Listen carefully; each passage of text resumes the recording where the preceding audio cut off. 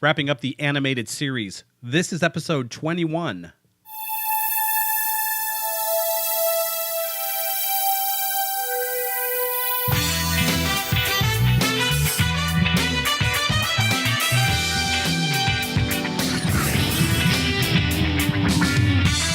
You're listening to 70s Trek with Bob Turner and Kelly Casto, the fan podcast that looks at Star Trek in the 1970s. It was the decade that built a franchise.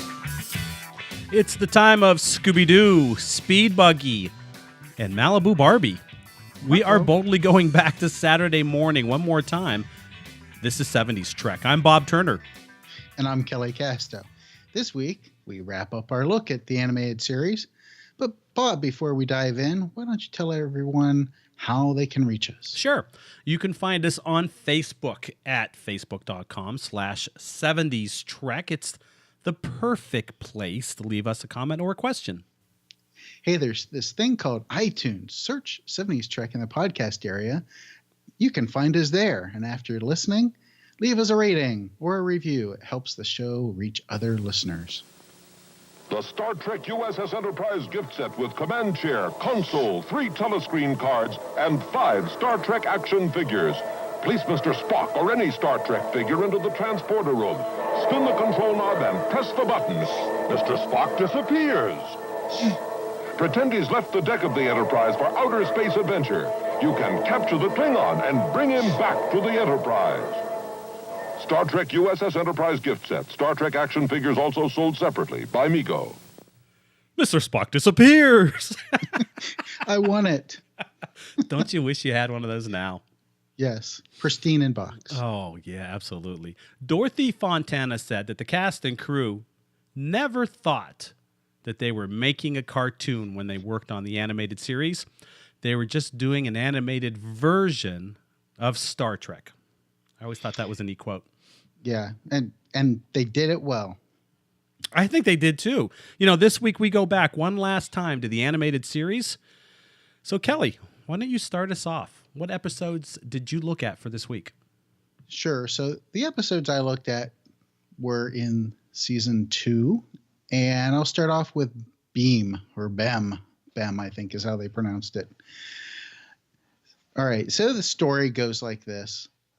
Bem, who is an honorary commander, Ari Ben Bem, he's representing this newly contacted planet, Pandro.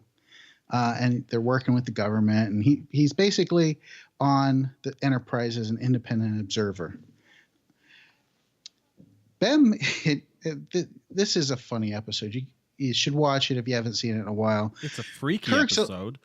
What's that? It's a freaky episode. The dude breaks into 2 parts. I'm sorry. It is freaky. I'm interrupting you, but No, it kind of freaks me out. Go ahead. It's all of that. It's freaky, but I love Kirk. He is put off by this guy in the worst way. Can't imagine why. He's like, so Bem wants to go down to this planet, who they think there's Aborigines down there that, as they say, that could be dangerous. So, and Bem wants to go down on this dangerous mission.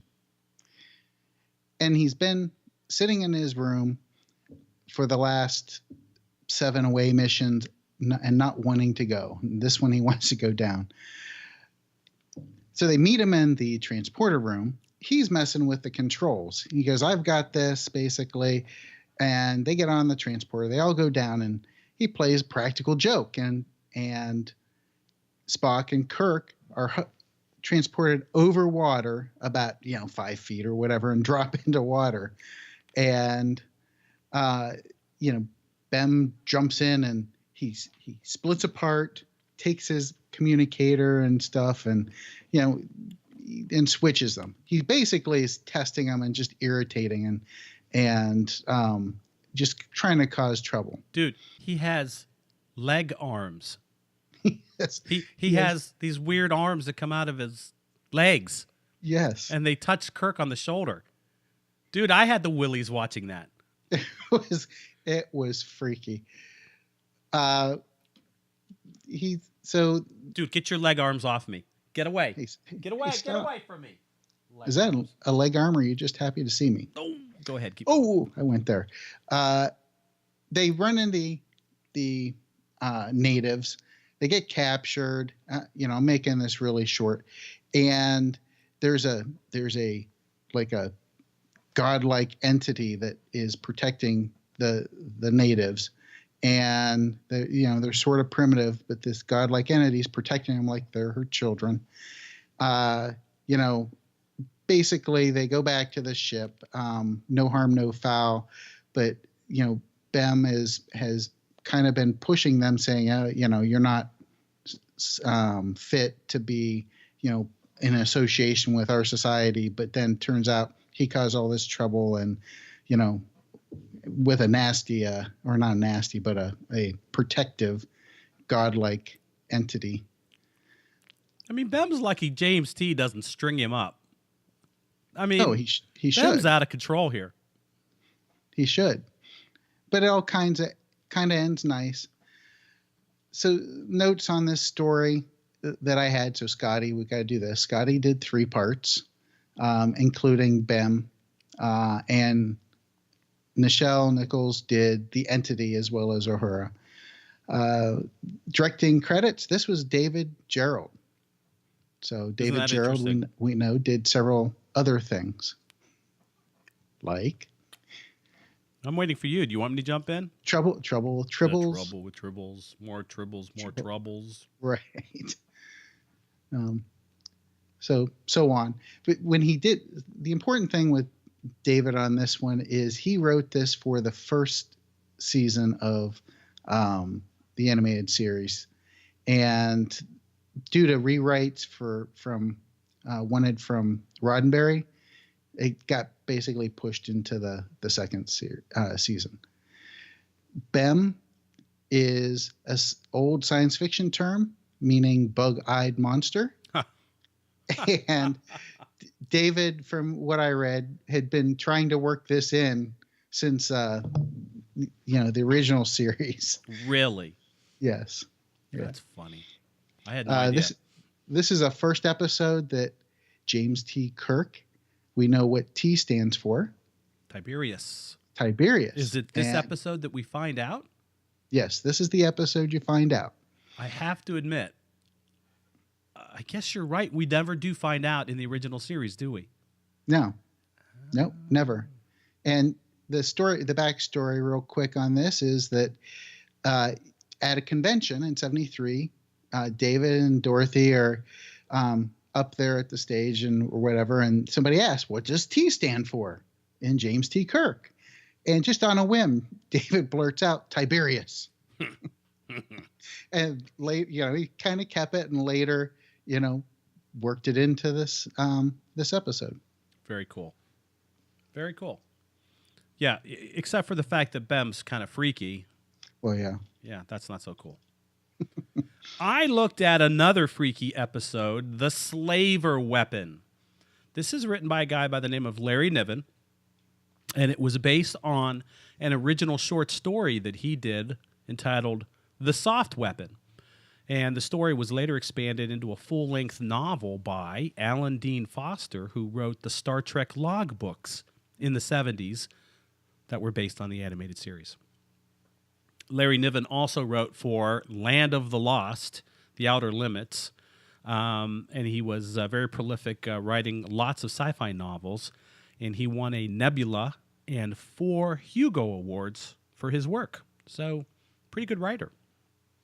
In this episode, Spock, Uhura, and Sulu discover an ancient multi-use weapon, and they're captured by 8-foot orange cat-like aliens. I can't even keep a straight face as I read this. Known as the Kzinti. And they also, what's very notable about them is they wear pink spacesuits and fly around in a pink spacecraft. What is up with pink?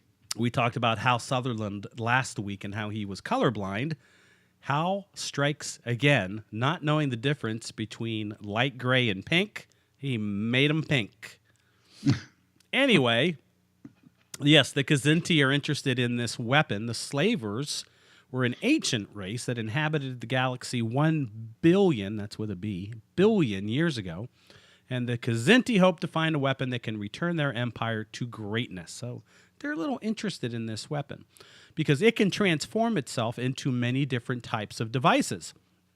It also has a computer built in, and the computer begins to ask the Kzinti for codes that the Kzinti can't give them. And so ultimately at the end of the episode, the slaver weapon blows up and takes the Kzinti with them. Bye-bye, big 8-foot orange cat-like aliens. See ya. This is a really strange story, and when you consider it in the realm of Star Trek, it really, I guess it fits because it is a Star Trek episode now, but it doesn't fit. It seems like there's a whole lot more story to tell than what the 22 minutes can contain, what you can get done inside the 22 minutes. There's a lot of backstory that's sort of presented in a way that it's assumed the audience knows it. And 10-year-old Bobby, I remember watching this going, what the heck is going on? I watched it again as 53-year-old Bobby saying, what the hell is going on? And I got to swear when I was 53. That was pretty cool. What I did like about this is that we see a cool new shuttlecraft design, the Copernicus. This thing looks like a race car. It's very kind of cool looking. I like the design of the Copernicus. Too bad we don't see it again. This is the only episode also of the original series or the animated series that does not feature the Enterprise. The Enterprise never shows up in this episode. The Copernicus, from the opening shot to the end shot, it's the Copernicus in frame, and the Copernicus goes out of frame. Also in this episode, only Spock, Uhura, and Sulu, as our main characters, appear in the episode. No other characters are there, and this is the first time that Kirk's been left out from an original series. From the original series through the animated series to the movies, it's the first time Kirk doesn't play a role. And Niven, he had to get special permission from NBC and the studio to leave Kirk out because he thought that Spock, Uhura, and Sulu would be more adaptable to his original story, whereas Kirk, he's kind of a known quantity, and he would have been harder to adapt into this story. So he got permission to leave Kirk out. We talked about the pink, just the dirty, stinking pink spacesuits on the 8-foot orange kitty cats. Kind of freaked out, kind of weird. Jimmy Doohan again does the voices of the Chuffed Captain. That is a name that this guy has throughout the episode, Chuffed Captain. And as you hear it, you're like, what the heck does that mean? But it's never really explained. And then the Kzinti also, the other Kzinti don't have names, but they have designations. So there's a telepath, there's a flyer. Jimmy Doohan plays the voices of all three of the different Kzinti we see. And Majel Barrett, she plays the voice of the slaver weapon itself. So that is the slaver weapon. Okay. My next one is The Practical Joker. Now, this episode aired right after Bem, the next episode, and it has the similar theme. It's all about practical jokes in this one. So Jimmy Doohan did 3 voices. Majel Barrett did 2. And Norm Prescott and Lou Scheimer also joined in and did some voice work. Did they do voices too? Yes. Cool. Yeah. This episode is the very first holodeck appearance. They called it a recreation room, but it was a holodeck as we saw in Next Gen. So and interestingly enough, Gene Roddenberry had intended on introducing this in the 3rd season of the original episode, but budget constraints and short season and whatever stopped it. So there's a little bit of background. The episode, the Enterprise is being attacked by 3 Romulan D7 class battle cruisers. Captain Kirk orders his ship into a gas energy bubble something, thinking that the Romulans aren't going to follow. They come out after, and practical jokes start happening left and right. Glass is leaking, rubber utensils, and the best is Kirk's tunic or shirt or whatever has written on the back, "Kirk is a jerk." I love that. There is Kirk and Spock go out in a hall, and there's like a fog, and they're slipping on ice. Now I got to tell you, they seem a little close in that scene. If you haven't seen it recently, take a look. Kelly, whatever are you trying to say? They're good friends. We'll leave it at that. We'll leave it at that. The rec room scene comes in when McCoy, Uhura, and Sulu are trying to get away from the practical joker, and they think at this time it's somebody. And so they're just trying to hide out until the craziness ends. And it turns out, though, that practical joker is the computer. And something happened to the computer in the cloud. They go into this rec room, though, and they should have stayed out of the rec room. They just got basically the crap beat out of them in it, freezing cold. It sounds falling. A lot like a Next Gen episode, doesn't it? It does. It sounded very much like one. The way it ends, they run up against the Romulans again. Kirk pretends he's scared, and the ship takes them into the cloud, which reverts them back, the computer back. But the Romulans go in this time, and now they're stuck with the practical jokes. And that is the practical joker. That's funny. I also looked at Eye of the Beholder. This was written by David Harmon. David Harmon wrote a lot of TV in the 60s and 70s and a little bit into the 80s. A lot of TV. And I just wanted to give you a quick reminder. If you remember when we started looking at the animated series, we mentioned that there had been a writer's strike and that the animated series was able to get some really good TV writers. Well, David Harmon was one of them, and he had been writing in TV for years. Let me give you this quick list of some of the well-known TV shows that Mr. Harmon wrote for. Here we go. Walt Disney's Wonderful World of Color, Dr. Kildare, The Untouchables, The Rifleman, Gilligan's Island, Star Trek. Yes, that's right, I said Star Trek. He wrote A Piece of the Action and The Deadly Years. Hawaii Five-0, It Takes a Thief, McCloud. Remember McCloud? McCloud, I love McCloud.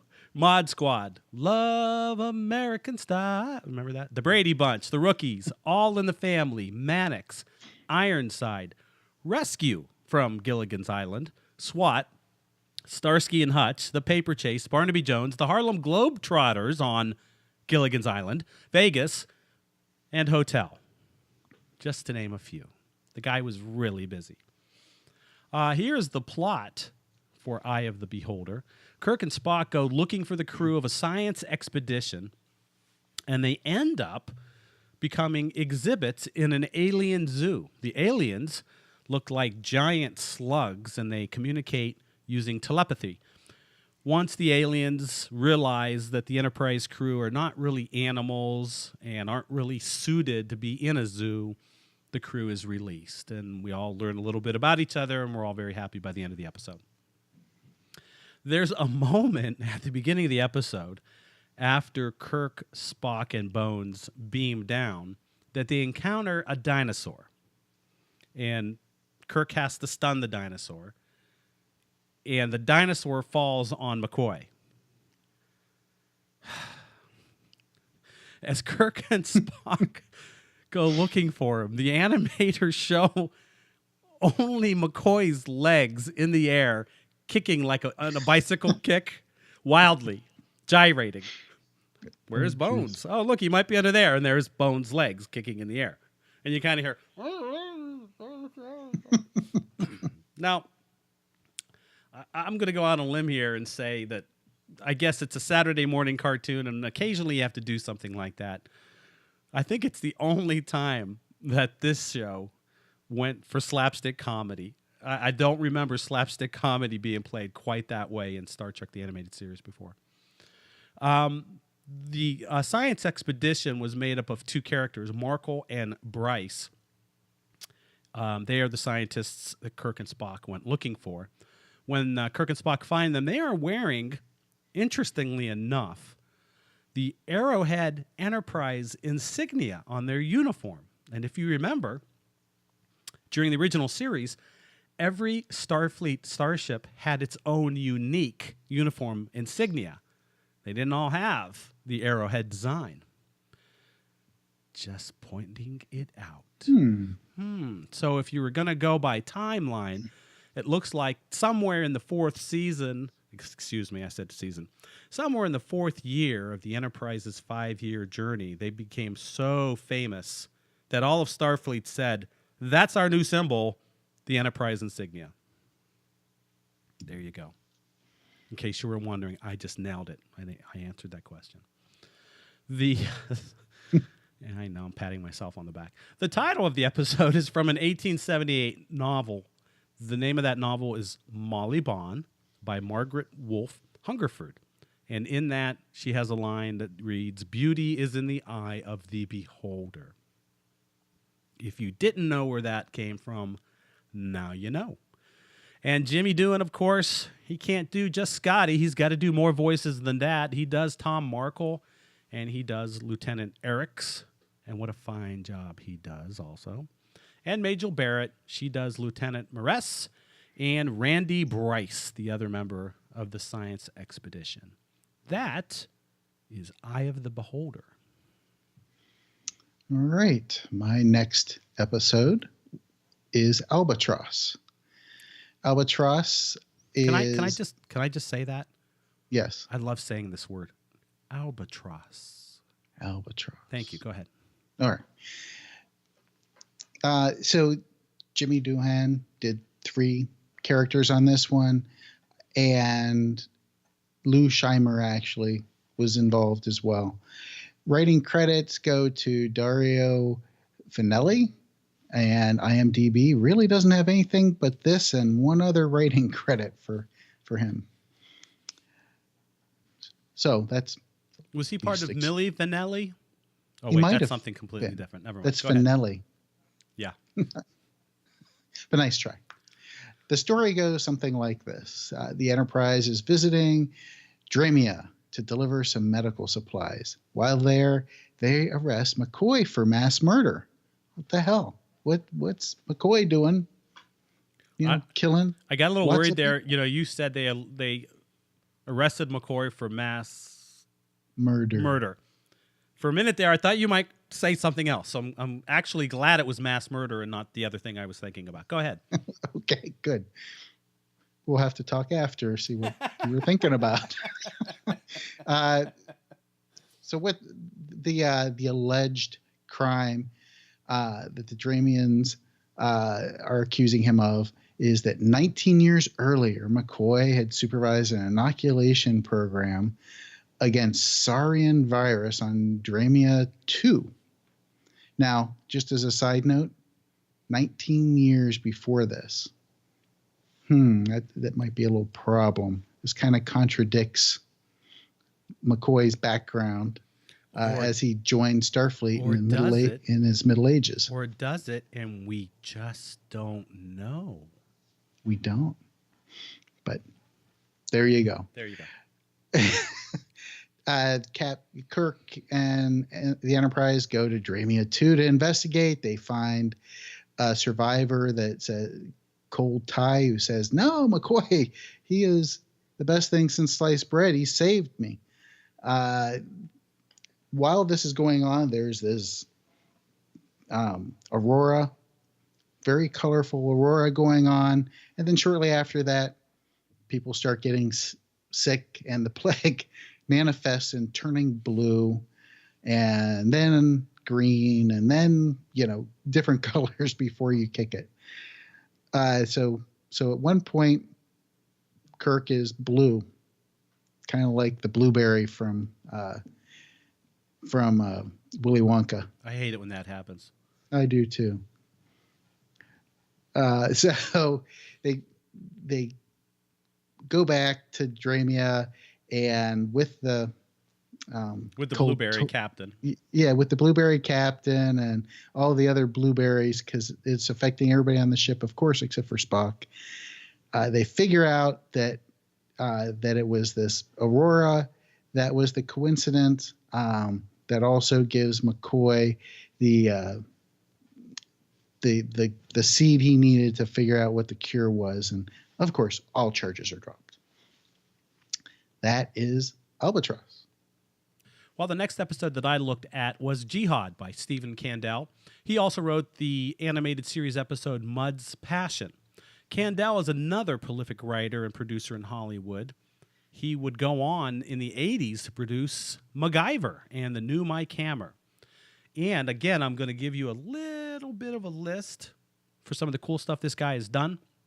He wrote for 77 Sunset Strip, Sea Hunt, Gidget, Batman, Star Trek. He wrote I, Mud and Mud's Women. And isn't that interesting that he wrote the animated series episode Mud's Passion? Just a reminder, kids. Yep. Pay attention. He also wrote for I Spy, The Wild Wild West, Mod Squad, It Takes a Thief, Alias, Smith & Jones, Mission Impossible, Room 222, Mannix, Marcus Welby, MD, Barnaby Jones, Medical Center, Canon, The Bionic Woman, Hawaii Five-0, Wonder Woman, Man from Atlantis. Do you remember that show? I love Man from Atlantis. I know. I liked it too. That was Patrick Duffy before Dallas, kids. Just before Dallas, yes. Just in case you need to be in the know. Let me catch my breath and move on. Charlie's Angels, The $6 Million Man, The Paper Chase, The Amazing Spider-Man. Remember that? The live-action Spider-Man? Yep. Yeah, that's our next podcast. Super Train. Do you remember Super Train? Let's not even bring that up again. The Dukes of Hazzard, Chips, The Love Boat, Vegas, Dynasty, and Heart to Heart. Here is what's going on in this episode. A team comprised of various intergalactic experts, amongst them are Kirk and Spock, are brought together, and they're going on a secret mission to recover an artifact known as the Soul of the Score. And the theft must be kept secret, or else a holy war, a jihad, will break out. Another way of looking at what enterprise, I almost said this enterprise. Another way of looking at what this episode is about is Kirk and Spock go on a secret mission. That's pretty much what it is. There is a humpbacked white cat. Again, cats. I don't know what's going on in the animated series, but I'm beginning to see a trend here.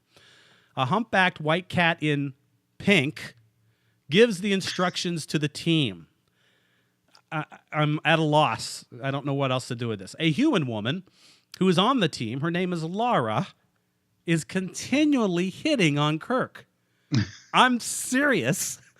She brings it up 3 different times about how she finds Jim Kirk quite handsome and they ought to get together and get close. And you know, you're not talking about playing tiddlywinks. Kirk figures out, as the episode draws to a close, that a member of this particular team has been sabotaging their efforts. Of course, because he's Kirk. Of course he figured it out. And they return to the ship in the end, not remembering their adventure ever happened. So there you go. So it was like it never happened. It was a secret mission that never happened. Jimmy Doohan plays Scotty Sword, one of the guys on the team, and T'Char, also one of the guys on the team. Wasn't that fun to just hear all of that? Now, yes. Here's what's really interesting is David Gerrold also has a role in this episode. He had asked if he could do a voice on some episode during the run of the animated series just so he could get a Screen Actors Guild card. I think he just wanted to show it off in bars. I don't know. I'm not sure. And they said, okay, sure. We're going to let you play the character of EM3. If you watch this episode, EM3 is a little green bug. And Gerald does the voice of a little green bug. It's kind of weird. And when you listen to it, if you've ever heard David Gerrold speak, you realize, oh, hey, that's David Gerrold doing the little green bug. Yeah. Kind of interesting, kind of strange. David Gerrold, he was not satisfied with his performance. And, you know, that was that. It was a small role. Oh, No, it was. It was a small green roll. Yes, it was. I thought it was interesting that, today in our world, we know the term jihad quite well. But in 1973 and 74, this was a term that not many people had heard of yet. And it's interesting that this happens to be the title for this episode. Okay, I'm done. Go ahead. Okay. The last episode that we're talking about is How Sharper Than a Serpent's Tooth. Say that 3 times fast. Yeah. Well, I enunciated as much as I could. This was written by Russell Bates and David Wise. Now, Russell Bates, he was befriended with Gene Coon and was basically Gene's last student and protege. Really? Yes. So, and I think we hit on it back when we talked about Gene Coon. But Bates, he, of course, he worked with David Wise, but this episode was an homage, if you will, to an original series episode that Coon heavily influenced. Didn't get the writing credits, but heavily influenced. Who Mourns for Adonais? Oh, yeah. Yeah. David Wise, he wrote a couple live action shows you might have heard of, Buck Rogers, Wonder Woman. He also wrote for the animated series He-Man and Transformers. And the one that's probably closer to my heart, in 1987, wrote 5 episodes for the pilot for Teenage Mutant Ninja Turtles. And then went on for the next 100 episodes writing or story editing for that cartoon. Now, this is Teenage Mutant Ninja Turtles right after the original black and white comic came out. So it's a original version of that, which is near and dear to your heart. Yes, Before exactly. everybody was doing pizza and cowabunga and all that stuff. Exactly. Now the title's funny. This obviously sounds like a Shakespeare phrase, and it absolutely is. It comes from King Lear, Act 1, Scene 4, which says, "How sharper than a serpent's tooth it is to have a thankless child." Now, at the end of the episode, you'll hear Kirk and Spock talk about that a little bit. It sums up this episode nicely. The story goes something like this. The Enterprise encounters a ship that resembles a winged serpent. Now, they have a crewman on, Walking Bear, who goes, "Hey, I know that looks just like Kukulkan, who is an ancient Mayan Aztec god." Now, this Kukulkan, he essentially wants the humans to worship him. Grabs the Enterprise in a force globe and then transports Kirk, McCoy, Scott, and Ensign Walking Bear to a city. And the architecture of the city is Egyptian, it's Aztec, it's Chinese, it's these ancient cultures on Earth. The reason they're there, they have to kind of figure out how to signal Kukulkan to them, and so that they'll start worshiping him again. Well, they figure out how to signal Kukulkan. He comes and basically is like, you're in great humans. You should worship me. You're just kids. And Kirk is trying to convince him, no, we're all grown up, Dad. Leave us alone. Let us be. So they're trying to get away, trying to convince Kukulkan to let him go. That this, we're adults. We've advanced so far. We're peaceful, as much as the rest of the galaxy will let us. And they have to let loose a Capellan power cat. Now Kukulkan is keeping essentially a zoo, and all of the creatures in the zoo look to be asleep. And he's put them into where in their mind where they want to be. So they don't feel like they're confined. And much like they were in that city, they really were just asleep, not in a real city. but they let loose this Capellan power cat, which is, I love saying that. And again, it's a cat. It rolls off your tongue, doesn't it? But a Capellan power cat lets loose this cat who goes after Kukulkan, and on the side, Spock is figured out how to get out of the bubble and is attacking or disabling the ship. So now Kukulkan doesn't have the power to contain this Capellan power cat. So what does Kirk do? He comes in, saves the day, and knocks out the cat with an injection, and this helps Kukulkan to see, hey, they're not so bad. Why don't we let you go? And then, if you remember that phrase from King Lear, how sharper than a serpent's tooth it is to have a thankless child. Well, that's pretty much how Kukulkan was thinking of the human race until they saved him. And then Kirk and Janice Lester, they switch entities into each other's bodies, and then that's the last episode. Is that right? Yeah, oh, wait, I got totally confused there. Never mind. Yeah. So, the last note on this go ahead. Is this is the only episode to win a daytime Emmy for they won it for Outstanding Children's Series for this episode, but for the original series and animated series, it's the only one to win an Emmy. And in fact, for all versions of Star Trek, it is the only Emmy. So that's pretty cool. That is. That's pretty cool. There's a lot of speculation that bounces around, and a lot of it has come over the years from Gene Roddenberry himself, who did say, oh, my God, had I known we were going to do live Star Trek again, I never would have done the animated series, or I never would have done this. In fact, at one point, it's rumored that he said the animated series, that's apocryphal, that's not canon, I don't want to ever have anyone talk about it. Kelly, let's you and I just put it to bed right now. In your opinion, is the animated series canon or not? It's canon. It's got to be canon. And why? I'm waiting. Yeah, please tell me. Because everything that came after it, there have been references back to this episode. Even when they remastered the original series, they threw in bits and pieces like we talked about with Yesteryear, I think it was, where they threw in bits and pieces that were only in the original series or in the animated series. I look at it this way. If you have a son that kind of messes up and he gets in a car accident and he costs you a lot of money, you kind of wish that didn't happen, but he's still your son and it's still your family. Well, right. Gene Roddenberry is the dad.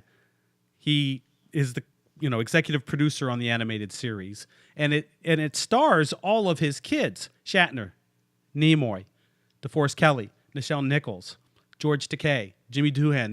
The only child who's not in there is Walter Koenig because he was studying abroad. So we'll just let that go. How can it not be Star Trek? Especially with DC Fontana and many of the other people like David Gerrold coming in and contributing that also contributed on the original series. Yes. Yeah. Of course it's Star Trek. It might not have been the smoothest version of Star Trek. You might have wrecked the car here or damaged the corner of the garage there, but it's still your family.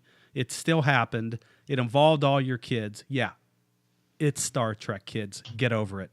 Yeah. I think David Gerrold put it nicely in an interview, and I'm not going to read the whole thing, but he says the arguments about canon are silly.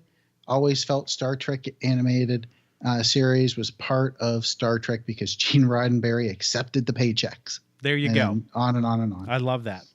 And you know what? You mentioned this too, that the TAS influenced kids watching it. Kids watching TAS, some of them grew up to work on later versions of Star Trek and turned around and referenced it back in those later versions. For example, the city of Shikar in Yesteryear, we see that come to life in the episode The Forge in Star Trek Enterprise.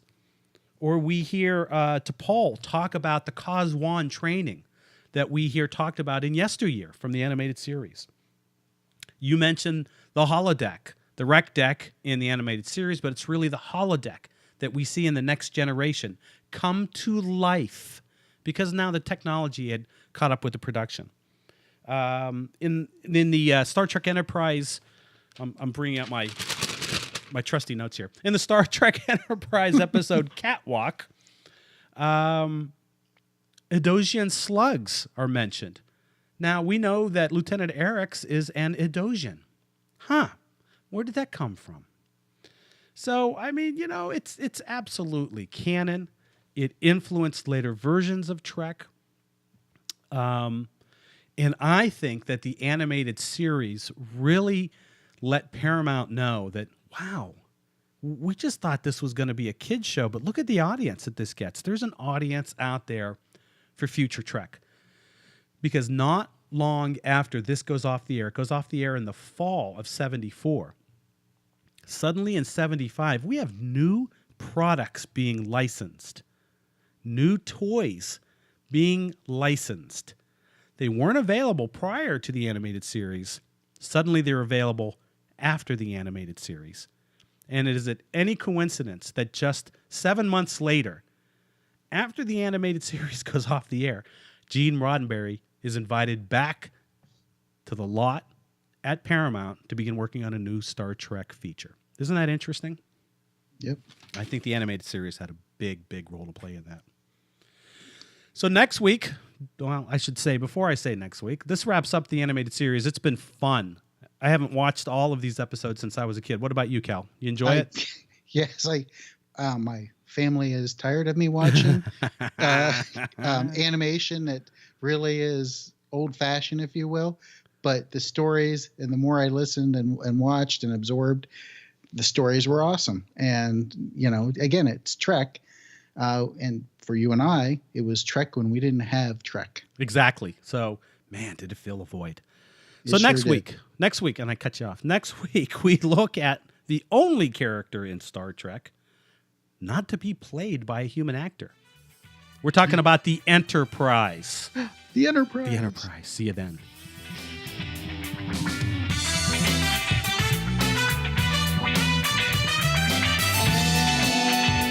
Thanks for listening to 70s Trek, an independent fan production. Join us next week as we explore more about the production, the actors, the producers, and the influencers of Star Trek in the lost decade of the 1970s on 70s Trek.